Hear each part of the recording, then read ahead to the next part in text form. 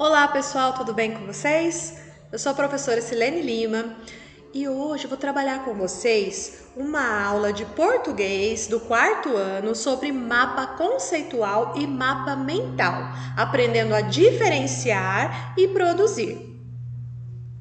Então, para iniciar, nós temos que saber o que é um mapa mental. Então, eu coloquei um exemplo aí de um desenho para vocês de um mapa mental. Na verdade, ele não tem nenhuma informação específica, ele é mais ilustrativo e eu vou ler para vocês o significado de mapa mental. Mapa mental é uma técnica de estudo criada no final da década de 1960 por Tony Buzan, um consultor inglês. Ela consiste em criar resumos cheios de símbolos, cores, setas e frases de efeito com o objetivo de organizar o conteúdo e facilitar associações entre as informações destacadas. Normalmente a gente usa um mapa mental para poder fazer um estudo de algum texto, né? Você lê um texto e depois você vai escrevendo as ideias principais que surgem da leitura desse texto, ok?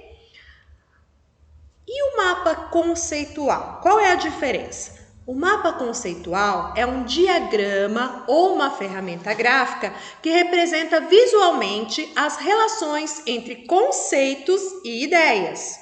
A maioria dos mapas conceituais descreve ideias como caixas ou círculos, e também chamados de nós, que são estruturados hierarquicamente. O que significa isso? Do mais importante para o menos importante. Hierarquicamente é isso, tá bom? E são conectados com linhas ou setas, também chamadas de arcos. Estas linhas são rotuladas com palavras e frases de ligação, que ajudam a explicar as conexões entre os conceitos. A gente já viu na aula passada um mapa conceitual sobre a cadeia alimentar, vocês estão lembrados? Então, aqui neste desenho, o conceito geral seria então a cadeia alimentar. O que é a cadeia alimentar? As palavras de ligação seria assim: fazem parte da. O que faz parte da cadeia alimentar? E aí a gente coloca os conceitos específicos, que seria animais, plantas, né, animais herbívoros, animais carnívoros, os produtores, os consumidores, né, os decompositores. Então, todos que fazem parte são ligados de alguma forma na cadeia alimentar. Então, a gente usa essas palavras de ligação, usa setinhas e usa os balõezinhos para fazer a ligação entre todos os conceitos, ok? E o que seria um conceito? Para a gente fazer um mapa conceitual, primeiramente a gente precisa saber o que é um conceito. Então, de acordo com a Wikipédia, o conceito é um substantivo masculino e é aquilo que a mente concebe ou entende. Uma ideia ou noção é a representação geral e abstrata de uma realidade. Pode ser também definido como uma unidade semântica, um símbolo mental ou uma unidade de conhecimento. Então, nada mais é o que? O conceito é o que você entende sobre algo, é o significado de alguma coisa. Unidade semântica, então tudo que faz parte de uma classe. Então, por exemplo, materiais escolares, lápis, borracha, caderno, caneta, tudo é a unidade semântica de materiais escolares, tá? A unidade semântica pode ser animais. Vaca, cachorro, gato, porco. Então, todos os animais fazem parte da unidade semântica que seria animais, ok? Então, o conceito é isso, é o conhecimento e o significado de alguma coisa. Então, o mapa conceitual, a gente usa os significados, os conceitos, para poder montar este mapa de acordo com o que a gente entende de um texto ou de um assunto, ok? Agora eu quero apresentar para vocês um assunto, um pequeno texto tirado do site da Fundação Getúlio Vargas, que fala sobre vacinação da vacina tríplice viral. Então a gente vai ler o texto, vai analisar um pouquinho este gráfico e depois nós vamos montar um mapa mental.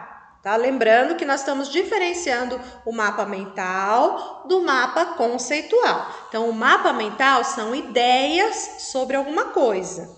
E o mapa conceitual são os conceitos que são interligados, tá?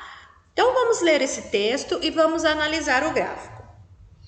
A baixa aplicação de doses de vacina pode ser um dos motivos pelos quais novos casos dessas doenças sejam registrados no país. Um dado que merece destaque é a curva acentuada no número de internações dessas doenças a partir do ano de 2014, principalmente de cachumba e sarampo, não desconsiderando o número de internações por rubéola. Deve-se apontar que o número de internações por sarampo vem crescendo ao longo dos últimos 3 anos, tendo havido 33 internações em 2016, 63 em 2017 e 135 ocorrências até abril de 2018. Então, o que acontece? Como teve baixa aplicação de doses da vacina tríplice viral, que é uma vacina só que protege contra 3 doenças, que é a rubéola, o sarampo e a cachumba, aconteceu o que a gente pode observar nesse gráfico aí, um crescimento de internações pelas doenças, ok? Então, pelo gráfico, a gente pode perceber que a cachumba é o que teve mais internações até o ano de 2017, né? Em segundo lugar, vem o sarampo e em terceiro lugar, a rubéola, que também teve casos de internações, mesmo sendo da mesma vacina, ela teve poucos casos, mas também teve. Tá? Agora eu vou mostrar para vocês então o mapa mental que eu criei a partir deste texto e deste gráfico. Então a gente tem aí as ideias, uma ideia principal e ideias secundárias que estão ligadas através do texto, ok? Então a ideia principal que a gente viu no texto anterior é evolução das internações no Brasil por sarampo, rubéola e cachumba. Aí embaixo você vê aqui, por que será que houve essa evolução? Devido à baixa aplicação de doses da vacina. E, em consequência, novos casos dessas doenças foram registrados em todo o país. Depois, outras ideias também que surgiram no texto. O número de internações por cachumba foi maior. E também teve um maior crescimento nos últimos 3 anos, né? Então, a cachumba a gente viu lá no gráfico que o crescimento foi maior. Mas também houveram internações por sarampo e por rubéola. Então, a de sarampo cresceu também, menos que cachumba, e a rubéola foi o menor índice de crescimento. Então, isso daqui é como se fosse um resumo de tudo que a gente viu no slide anterior, do texto e do gráfico. Então, a gente usou esse mapa mental para fazer um resumo de tudo que a gente aprendeu. É interessante lembrar que o mapa mental e o mapa conceitual, eles são muito usados por pré-universitários, pessoas que estão estudando para passar no vestibular, ou pessoas que já fazem faculdade, e agora a gente vai começar a adotar ele desde o ensino fundamental, porque ele é um esquema gráfico, ele vem de desenho, e tem estudos que comprovam que o nosso cérebro ele consegue entender melhor através da visualização de desenho, né? Então, quando você lê um texto e depois você cria um mapa mental, como se fosse um desenho, desenhando as relações que você viu nesse texto, o seu cérebro consegue assimilar melhor aquele conteúdo trabalhado no texto. Tá bom? Então, por hoje é só. Na próxima aula nós podemos estudar um pouquinho mais sobre esse assunto. Espero que vocês tenham gostado. Um beijo e até mais.